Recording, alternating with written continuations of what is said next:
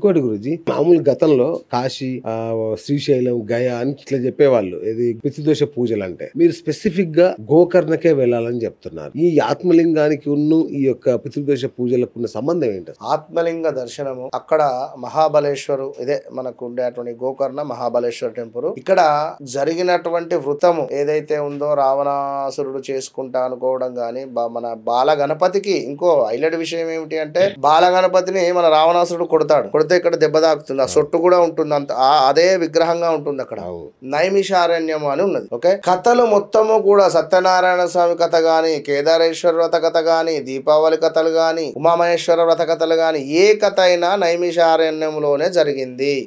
నైమిషారణ్యం వెళ్లి తపస్సు చేస్తే ఫలితం బాగా వస్తుంది.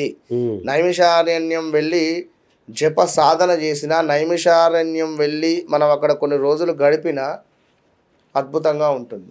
ఓకే, 9 నెలల 9 రోజుల 9 నిమిషాలు, 9 నెలల 9 రోజుల 9 గంటల 9 నిమిషాలు, అదే 9 రోజుల 9 నెలలు 9వ రోజు 9 గంటల 9 నిమిషాలు.